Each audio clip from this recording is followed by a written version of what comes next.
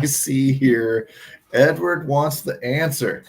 Well, I don't have the answer to that question, Edward, because I have a different question today. I was just talking, let's call it the green room with Darth. And my wife left the house, didn't say goodbye, didn't say a word. She left with her purse and she pulled out of the driveway in a hurry. I hope she comes back. So the question is, what did you do? Yeah, the question is, how long is she going to be gone? Oh, man, that's funny. But whatever. As you know, she knows we're doing the show. So, yeah, I don't know what the answer is to that question, but it's kind of a funny little start. How was your weekend, boss? How you doing? I'm all right. It's hot down here in Houston. Got a little 96-degree humidity, 91, but that's par for the course down here. Right, that's summer down there. Like I said before, my sister lives down there in Houston, and she on her summer vacation, she's like, we don't go to the beach, we go north. Because we get up and get the hell out of here. She goes, we go where it's cooler. I'm like, I don't compute. That's backwards to me, being that I live up here in St. Louis. So, tattoo hot in Texas. Yes. Also, breaking news: water is wet. Right. Correct. Well, let's talk about the slate a little bit. I guess we can dive in. We can talk about just about anything, guys. The chat is open. The MLB Live coupon code is scrolling across for anybody who hasn't heard it yet and just can't resist not being a member at dfsarmy.com and accessing all those tools. And quite honestly, the winning that we've had, I put 2 screenshots out on Twitter today. A 3-shot, I think, of 3 different members dominating the nickels, quarters, dimes type contest. And then Uppers Lad, who, shout out to him, is on one hell of a roll. I think he's won about 6 or 7 GPPs this year, 4 of which in the last couple of weeks or something crazy. So I had a graphic made of his little 4-pack of his recent ones put out. Guys, it's just when you've got the tools and when you've got the coaches to talk to and a little bit of the pivots, a little bit, anybody can build competitive lineups that literally work for any contest. You just need to know where to put them and all. And once you get those little bitty nuances kind of dialed in, we're all pretty sharp. You guys can be playing with the sharks just like everybody else. And those nickels and quarters and dimes, they're great. They're great little things, regardless of bankroll. I play them. I don't play them every night, but I play them. So do I. In the chat earlier today, I'm looking right now. Kenny Bell GT, he plays them. He plays the $3,500 or the 3,500 man dimes on DraftKings. Right, it's $2 to enter, and I think the top prize is $30. But you can put 100 lineups in for $10, and it's just use it to figure out what your process is. It's low stakes, and the ROI for when you win, it's pretty solid. I mean, you can, take one of those down once a week, pretty easily if you're playing them consistently. But for those of you, especially if you're on a cold streak, just to play something, to see what's working, to see what's not. It's super, super low stakes, but it just helps you to kind of get your confidence back, get back on track, tweak what you're doing. If you need to dumb something down, that's the place to do it. So I can't recommend those enough. I'm a small baller at heart, and I always have been. I don't play the thousands and thousands of dollars. I like to just kind of, play small. Because my risk tolerance isn't terribly high, if I'm being honest, which I'm sure a lot of members are like that. So that's why I love those size contests, regardless of what your bankroll is. It helps you to get your process down, to make you feel good, hopefully, and kind of just help you to go through those waves of negative variance that we all experience from time to time. Yep, and I'm in one in. Well, despite the wife leaving, I'm in one in life right now. I can't tell you the last time I hit a stoplight green. They're all freaking red. Every time I pull up the one, there's a truck at one. So I'm like, and that's what I don't know how you think, but the way I think when I'm even running through life, is I'm just like, damn, variance, negative variance. I'm like, get out of it. I'm serious. When I'm driving down the street and I hit all these red lights, I'm like, it's just negative variance. It's the easy way, I think. It's not everybody thinks like that, maybe when they're beginning in DFS and stuff. And Maybe not the best analogy in the world, but to me, it always seems to kind of keep my head square where I'm like, man, there's just things go in and out of cycle all the time. And keep that head straight. That's why you carry a bankroll, plow through. The other thing I'd throw on top of the 100 dimes, 100 lineups for, $10 is, learn how to use the CSV, learn how to edit and manipulate the CSVs, whether it be Google Sheets or, Excel or whatever, because that's what allows you to build. You're not limited to 20 max and those dimes and, whatnot. You're not, once they open up a new contest, that's 20 more lineups you can build. In NFL, you can get 200, 300, 500 lineups out there because those things open up constantly. And you can just build and build and build and build and build and then merge them all in your CSV and randomize them and do all this cool little stuff. And, I don't know how advanced the technique that is anymore. It's pretty household stuff to me, but I'm sure for somebody out there, it's a brand new. Holy cow, the light bulb just went on. You mean I can MME for dimes? Yes, you can. And inside the Discord, we have guys that can show you how to manipulate those CSVs and get up and get moving with everybody else. Let's talk pitching. We've got no weather. We've got no cores. We've got a 6-game slate.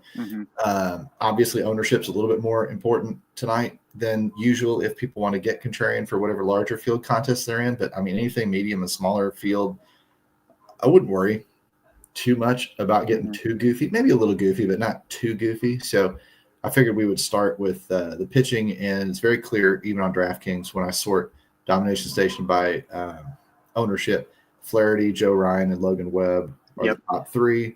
Maybe a little bit of Dustin May if you trust it, and then a pretty big drop-off after that. So is there any case to be made for really getting outside of those 3, in your opinion?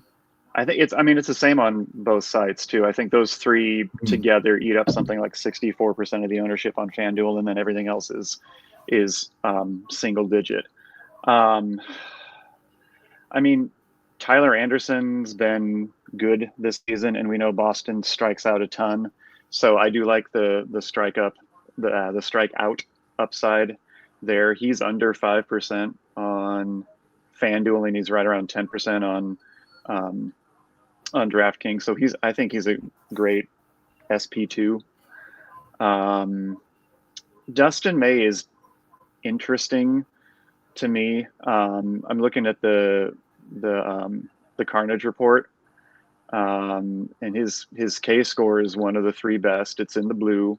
It's a K score of 521. But Logan Webb's was not, right? It's a high 4. It's high 4. Let's see. I lost my train of thought. And he's been great. He the last 3 games he's had 8, and 9 strikeouts.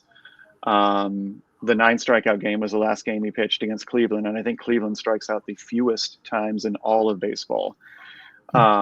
So he's trending in the right direction. Like we say that MLB is a game of streaks, and kind of want to hop on that. So he's shown that, hey, he's building up from the lost season he had last year. The Mets don't strike out a ton. I think it's something like the 6th or 7th fewest times in baseball. And his ERA is over 4. But I think in tournaments, I think May is in play too. I think there's just, do you trust that strikeout upside he's shown the last few times is going to keep going? Or are the Mets gonna get to him? But those would be the other thing.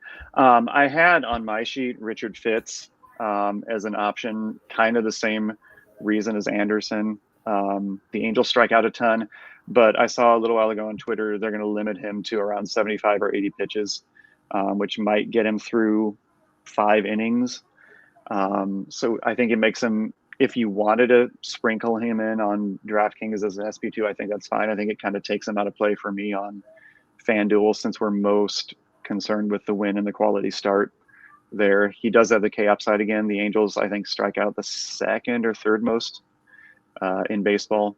But it's just, I don't know that I can trust him necessarily to go deep enough with that. With that news. That's why he's 6,600. Yeah.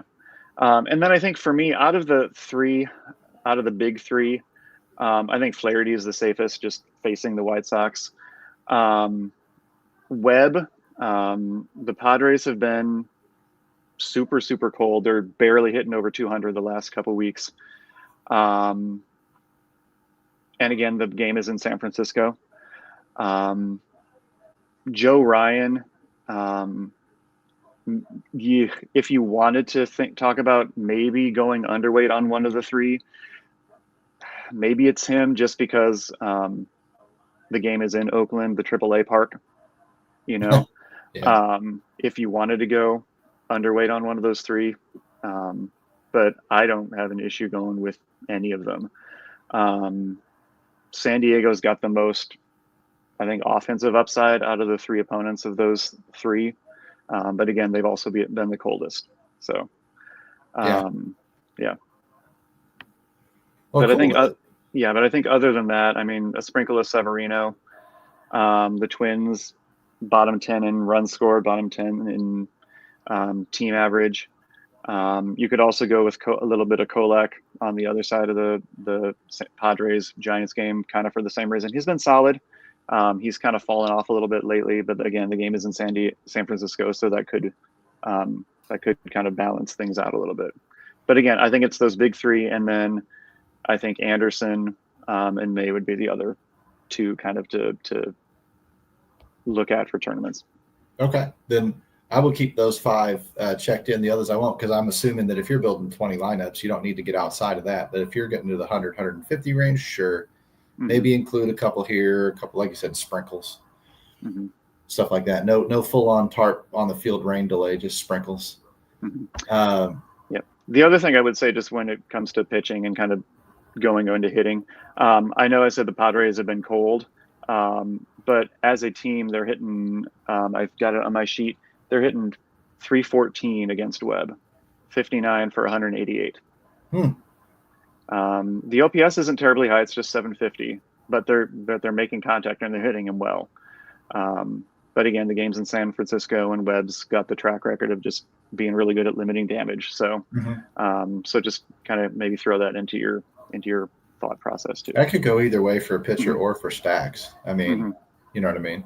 Yeah, they're a 2-star for me, just for that reason. And they're facing Webb, and they're in San Francisco. But that was kind of an outlier that I noticed as I was kind of looking at the slate. And that's a substantive size. It's almost 200 at bats as a team. They're hitting over 300 against a guy. Let's take a little peek here at. I like to share different tools, and we'll rotate through them all and show everybody one or so each day. Today, let's bust open the cheat sheets. And we're not going to show every single bit of every single thing. It looks like Razzle did the cheat sheets today. DraftKings, yep, for DraftKings. For DraftKings. Did you do FanDuel? I did. Okay, we might peek at yours then in a little bit. But he's got Flaherty as the core, which is in line, and he's got sprinkles of the others. Now, the notes are not there yet. But basically what we're looking at, guys, when you're looking at these cheat sheets, broken down by position, catchers, first base, second base, et cetera, third base. The blue guys are the core plays, the big confidence plays, and you get some detailed notes out to the side that kind of explain why that particular coach likes that particular pick. It really, really short shot. We're not just talking about player grid where it's these three guys in this tier and these three guys in this tier. That's dumb. I don't think that helps anybody. I've seen our competition do it, and I have always thought that it was just dumb as hell. I want the notes. I want the confidence ratings. I want some of the color coding and some of the projections in there with them. And I want to be able to look at this cheat sheet as just a standalone tool and build lineups from it. You can't do that with the other crap out there, not to disparage people too hard, but cheat sheets is an area that we excel, and I'm not afraid to talk about it. And then down at the bottom, so like I said, you can see a couple of the core outfielders that Razzle is recommending building around, but your hitting stacks, those will come in later. So it's worth noting that these are really, really robust cheat sheets, and that's why our guys end up winning the way that they win. Let's also talk. Actually, let's show yours. Let me. Sure. I'm putting in as we go. I'm putting some stacks in as we go. I like to wait until I like to wait until I actually see the lineups. So I'm kind of populating as we go here a little bit. Yeah, and I'm sure Raz is doing the same thing. I mean, I'm all good. And that's why I don't want to show everything and talk about every single thing everybody does. But being that you're here and you did the FanDuel side, we don't talk about FanDuel very much. I do at least want to give yours a little scan for people as well. I'm assuming who would be your core play as a pitcher on FanDuel, or do you have one? Flaherty would be. And so I think basically, he's just the safest. Yeah, absolutely. And he's all format play in this cash and GPP columns, confidence ratings up there, 4 stars. And your note basically says likely the chalk pitcher tonight, facing the White Sox, 29.9 K rate, 1.11 whip, would put him squarely in play regardless of opponent. Interesting that he's only gone 6 or more innings in 3 of his 11 starts this season, but he's got 2 straight quality starts and definitely in play for the win. White Sox are also hitting, basically 8 for 53, 151 against him as a team. And they've faced him a lot. So, I mean, that's a note, man. That's like something that I can bite my teeth into that apple. You know what I mean? So yeah, good work. I love it. And looking down here, maybe we'll talk hitters in a little bit. But there's your Dustin May. So you wrote up all the pitchers too, which is great. Yeah. Just giving everybody a little bit of something, whether you like them or not. You just like your 2-star, your punt cannon. If you want to punt, yeah, that was kind of gross a little bit, but it was interesting because again, he's showing some length in being able to go deep. And the Tigers are cold. Now they're getting Parker Meadows back tonight, which, increases their upside a little bit, but they're hitting barely over 200 as a team. But again, don't go crazy with him. But if you want a little sprinkle in your MME, you just got to consider, can the White Sox actually do anything against Flaherty to get him that win too? Correct. So that's why I listed him as a punt. It's just coverage. YOLO. Yeah, it's just coverage. Yep. That's the whole idea. Is we're just trying to cover some bases. Where'd we go? I got out of there already, and I'm zoomed in so much that it's hard to get all the way up there. I'm trying to zoom in for everybody to see, but there you go. If you want to punt, Cannon makes a smidge of sense. Last 5 starts, 6-0, 6-0, 5-2, 5-2, 5-0, whatever, and he's allowed more than 3 earned runs in just one of those 5 outings. So, I mean, the point is there's many, many better options on the slate, but he's cheap. He allows a whole bunch of meat-of-the-order stacks and whatnot. If you hit on those, then maybe you get lucky. Probably going to require a little bit of luck, though. Oh, sure. But I mean, there you have it. And then as I showed, as I was scrolling down here before, looking at some of these core plays and whatnot, and I know Andres asked how much weight you put to your stars, so I'm going to ask you that in a second. I just wanted to show the stacks when they are filled out, what they look like for people. You've got your teams in order of how you like them, I assume, with Dodgers, Brewers, Cincinnati, and then who would you be using in those stacks? Obviously, nobody here for Dodgers means probably everybody. And then these are the guys we just haven't gotten the lineup yet, so I haven't filled them. Okay, but these are the guys you would key on in the other stacks, and there's your confidence ratings. Again, up top, 4 stars, then your 3 stars, then your 2 stars. It's baseball. Anybody can go off, and then some basic notes over there to the side. So, yeah, I like it. What would you say to Andres with how much weight you put in those star ratings? If we're talking in terms of how do I adjust when I run MME based on the stars, usually the 4 stars, I'll generally, and again, I think most of the coaches will do this too, but I'll run my lines a bunch of times until I kind of get the number and the exposure to each one I want. But generally I'll put a love on the 4 stars and a like on the 3, just again, so I can get them up into, more of the lineups that I want. I think that's what he's asking. Yeah, well, I think how much confidence you put in this way. I interpret that is, a 4 and a 3 star. How much of a difference is that really, in your opinion? Oh, I gotcha. It's for me, it's pretty significant. For me personally, it's pretty significant. The difference between Yelich and Chourio, for example, they're both 4 stars. But I want to be a little bit more exposed to Yelich just because I delineated them differently. I've got Chourio as a 4-star GPP, but I've got Yelich as a GPP all core play. So I'll manufacture a higher percentage of Chourio. versus a 3-star, maybe there's a 5% difference between the two. Okay. Yeah, and hopefully that answers his question one way or the other. Yeah, we got some regulars piling in here. Chuck only lost $20 playing poker last weekend. That's good. Feel like you should have lost more. That's a small victory in itself.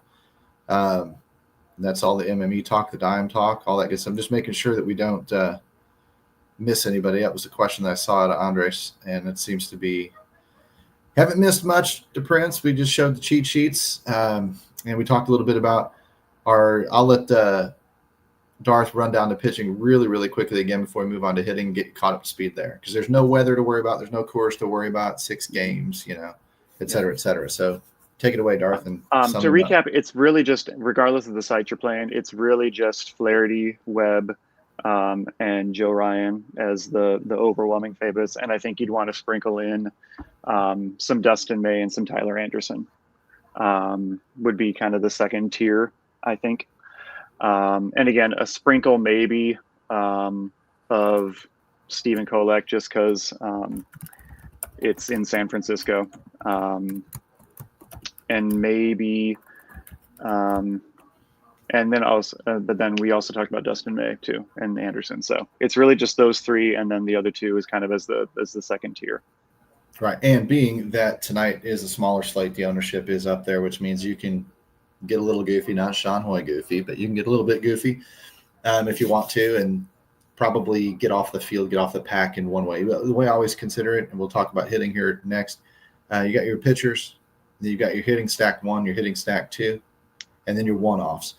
You really only need to get different in one of those 4 areas. You don't have to get too crazy and, oh my gosh, I need a different pitcher and I need a different stack and I need a different one-off. No, you don't. You can play, if you're going to play, the chalk pitching, Flaherty and, Ryan or whatever. If you're going to play that, then you just need to be different in one of those stacks. You might not even need to be different in your main stack if your secondary stack is different enough, because that alone is going to separate you from everybody else. So there you have it. There you are. And things like, if your main stack is the Dodgers, well, then maybe you don't have Ohtani as part of the stack, and you just go heavy on Freeman, Smith, Hernandez, et cetera, et cetera. Right. That's a way to get exposure to all of those players, but getting off of the uber chalk. That's one way you're going to get different. Especially, how high is he owned? Well, he's always highly owned. He's got to be up there. He's 25% on FanDuel or DraftKings, and he's almost 30% on FanDuel. So that's leverage right there within a chalk stack. Yes. We always talk about chalk is chalk for a reason, and going over the field or sticking with the chalk is leverage in and of itself, because again, too many people try to get different. Too many people try to get cute and go away from that because, it's chalk. That's not how you win. Well, again, chalk is chalk for a reason, right? Ohtani is Ohtani for a reason. The Dodgers are Dodgers for a reason. So pick those spots that maybe you can get a little bit different without getting too crazy. Hopefully everybody can see this. I sort by ownership usually in the DS. I did not this time. I sorted by team so that we can put all the Dodgers together. And when we're putting all the Dodgers together in their projected lineup for right now, Ohtani's projecting at 25% ownership. Well, it just burped on me. Love it when it does that. Scroll back down to El Dodgeros, and I've got 25% for Ohtani. It's probably going to burp on me again, so bear with me. But then Freeman at 10%, Teoscar at 7 or 8%, Mookie Betts at 20%, Pies 8%, Edmund 6%. They're in the bottom of the order if Edmund even gets the start. Muncy 16% because he's dirt ass cheap, 6%. And he's been hot. Russian. He's been very hot. Well, he should be climbing up there salary wise, and he's not. He's not a $3,800 hitter if he's hot. He's a $5K hitter if he's hot. On DraftKings. So there's a lot of value in that. I won't be surprised if his ownership comes in higher than this. I wouldn't be surprised if Ohtani's comes in higher than this, because a lot of times these people always ask about tournament and cash games and these are not cash game ownership projections. So if you're playing cash games, you can expect they're going to be higher than this, pitching especially. But if you're looking at tournaments and such, it depends on the tournament. And there it burped again. If you're looking at different tournaments and stuff, I don't know which one this is supposed to maybe predict, but it's just a holistic view of how they should be owned in tournaments. And oftentimes Ohtani is going to be 30, 40%. something like that. And that means, Mookie Betts might slide down to 15% or something as a result. But that's kind of what you can just get an idea for when you're looking at these actual projections. Hopefully you can see that on the screen. Hopefully everybody can see that in terms of where we are. Let's dive back over to the hitting stacks. Sort those dudes by ownership, which is just the way I do this, the way that I'm looking when I'm researching, just so everybody knows. And it looks like Detroit's the chalk, which is interesting.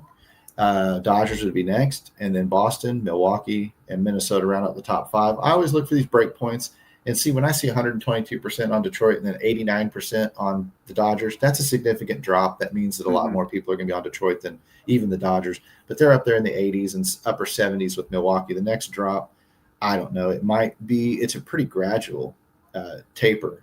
LA's up there. Then it drops 10% almost to Boston. And then it's pretty gradual down through LA, Minnesota, or New York Mets, and then down Cincinnati. And then, boom, it drops way off. So your San Francisco, Oakland, Chicago White Sox, and your San Diego Padres are going to be low owned for the slate regardless of format. Now, if you think that Oakland can tee off or Chicago can catch lightning in a bottle and bust up Flaherty or something like that, then by all means, you're going to do okay with these stacks. But the general ownership trend is telling you these guys are dirt. They should not be in the winning lineup the vast majority of the time tonight. So the way I tend to play, and everybody's different, but the way I tend to play DFS is I just eliminate them. I'm not even stacking them. I don't need 2% of them. I don't care if they win tonight. Yeehaw, good for you. I'm trying to hit the teams with the most likelihood to win. And I'll look at, maybe not Detroit, but I'll look at the Dodgers or I'll look at the Brewers or I'll look at whatever because I want a little bit of leverage with it, but I want something that at least makes some damn sense. And this chart is telling me that the Padres and the White Sox, and they just don't make any sense tonight. Might be different tomorrow, but they don't make sense tonight. I usually trust that and I go with it. Is there anything you do differently or you do the same or whatever? No, I do the same. I always look at this just to kind of get an idea of where the field is going to be. I don't necessarily let it inform how I stack, but it's just always good to see. Like, for example, I'm looking at Boston's ownership right now. It's at 83%. That's what I've got.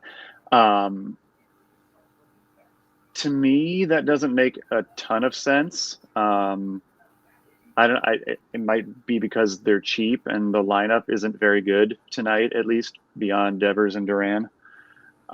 They're facing Tyler Anderson, which again we talked about as kind of that second tier tonight. So I'm curious if that ownership is going to change as we get closer to lock. But their leverage rank is what on DraftKings? It's 5.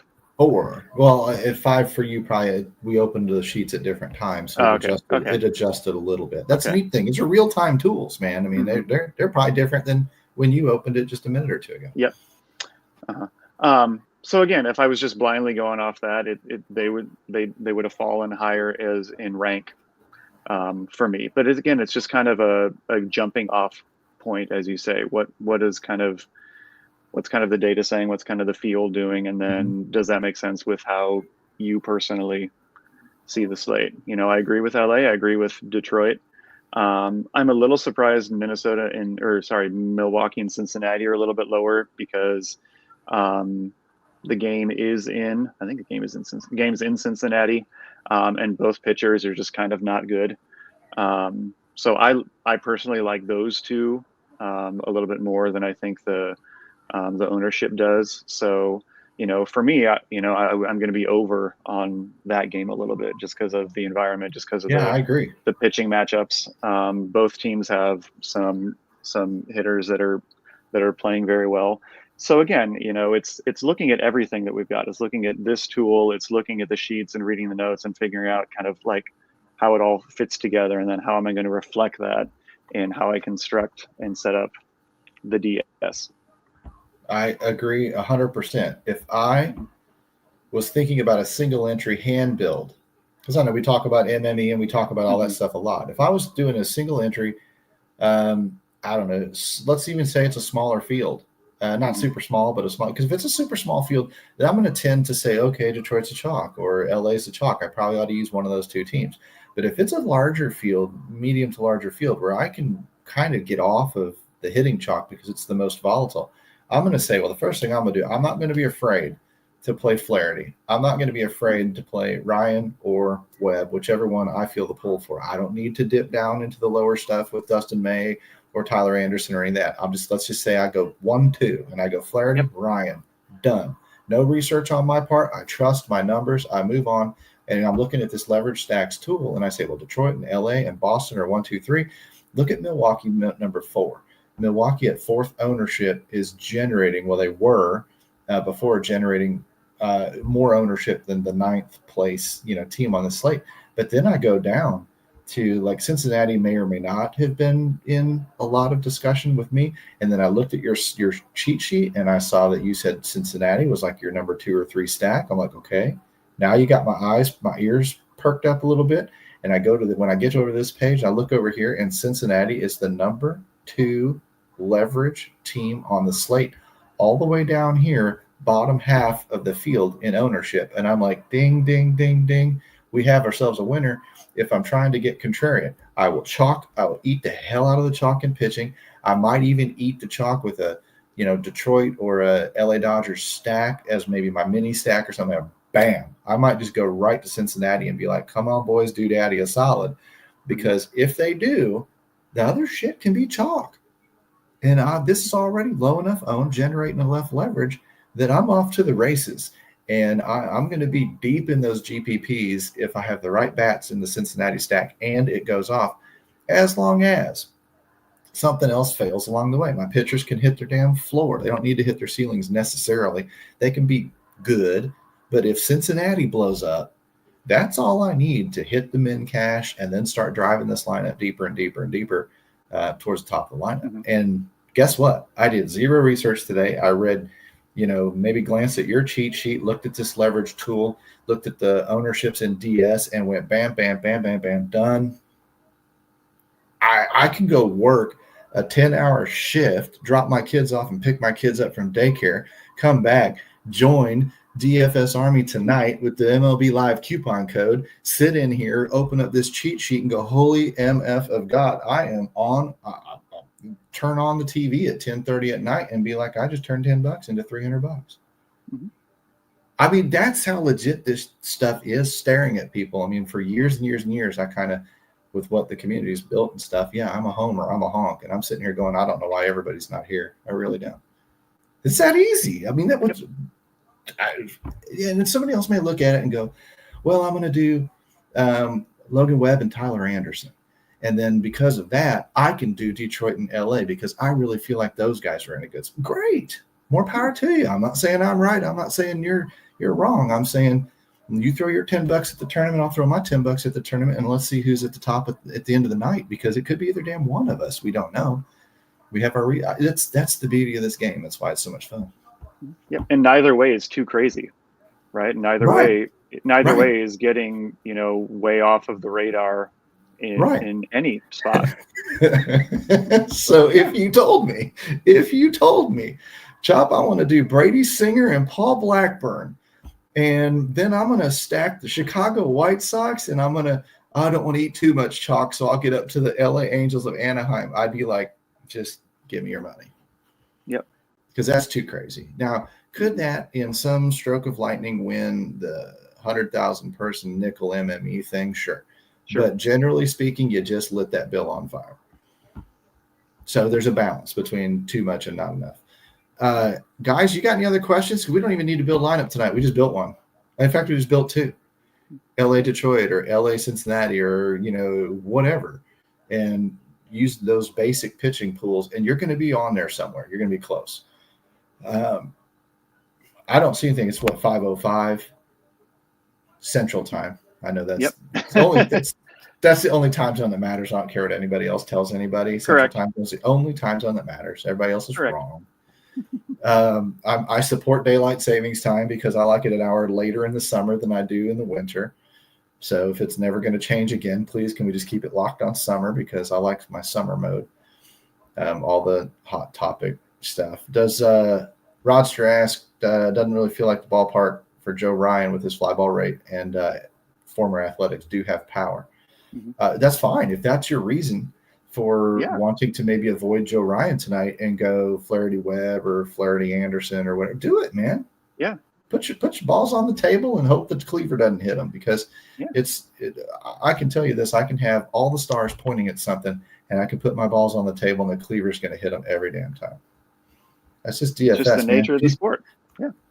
I will tell you, I heard one of the best things before we get out of here. I heard one of the best things out of an old man last week at a poker table. This guy took a horrible bad beat, horrible. Like runner. Oh my God. He was like a 99% favorite to win the hand, and it didn't work out for him. Point is, we looked at him because he's an old dude. He's got an attitude. He's got an ego. And we were like, this dude is going to fly off the handle. This dude's going to go nuts. And he didn't. He just laughed. And I was like, that's the kind of a bad beat that would make me a little bit upset, right? And he's not upset at all. And I was like, just go, what was it? He goes, he looked at the whole table. He goes, well, boys, he goes, if you can't take the pain, don't play the game. Yeah. And he laughed, reached in his pocket, pulled out more chips, put them on the table, and said, next hand, dealer, let's go. And I mean, my jaw about hit the floor, because, again, this is the kind of guy that I would think is ultra emotional. This would be the guy that we all would swear that if he was in Discord after lock, he'd be tilting in the first inning. Mm-hmm. He'd be one of those guys in there going, rah, rah, rah, rah, I guess it's over for Coors tonight. They just struck out the side, and it's like, no, it's not. No, don't be that guy. Yeah, it's not even close to that being the case. This is the guy we thought would be like that, and this is the guy that handled the beat like better than anybody I've ever seen in my life. Where I was just like, he just said, and this is why, like, both poker and DFS, they're so parallel to each other. This guy just says, if you can't take the pain, don't play the game. And I was like, I need a bumper sticker.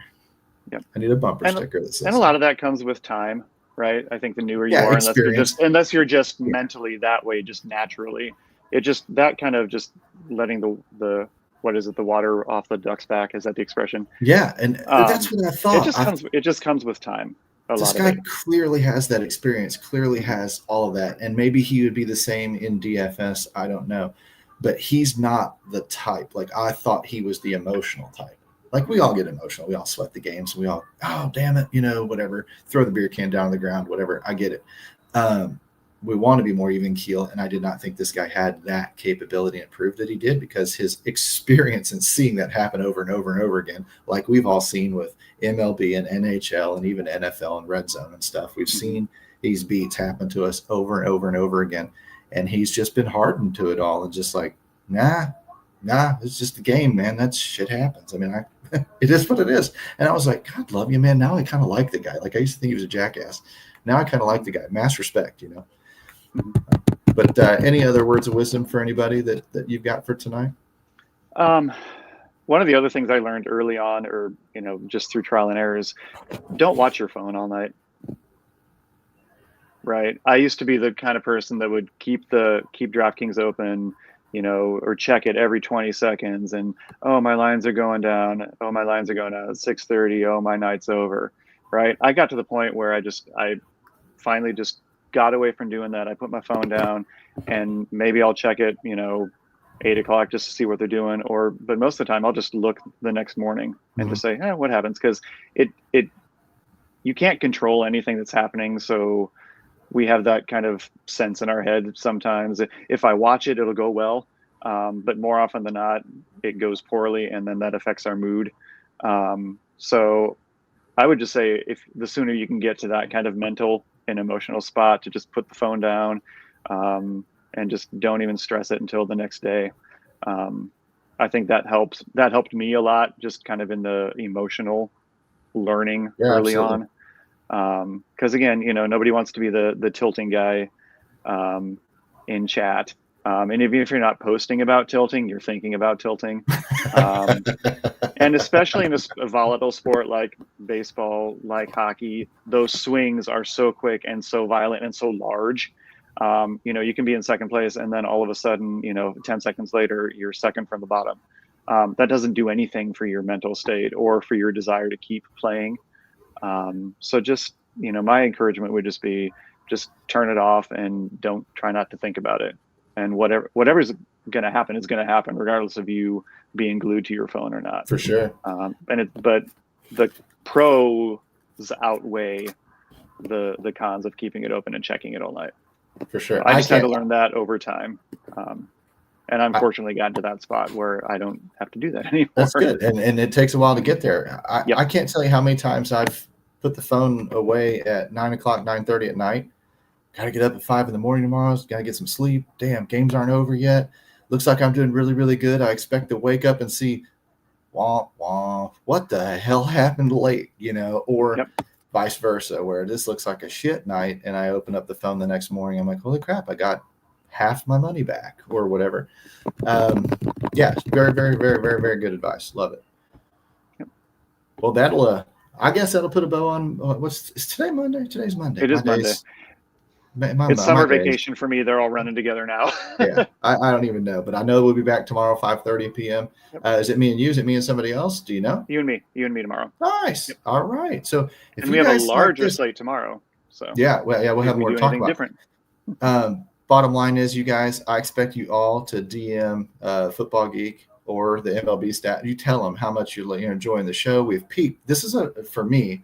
I'm looking at the eyeballs. It's 112. That's a record high for us. Nice. So if we're growing in the right direction, we need to tell Geek to keep the show, and we'll keep doing it. We need people to jump on that MLB Live coupon, because that's what tells people that it tells the bean counters that people are watching the show and becoming members because of the information that they like. Thanks for all the comments, all of the thanks for doing the show type comments that you guys put in there all the time, and to all the regulars and all of us DFS Army members. We'll be in the chat a little bit later. Helmets up. All righty. Putting some lineups in right now. Well, I'll let you get to it, and everybody else, and we'll see you guys tomorrow morning. We'll check in on how we did. All right. All right, guys, for me and Darth and DFSArmy.com, you guys have a good night. We will see you tomorrow.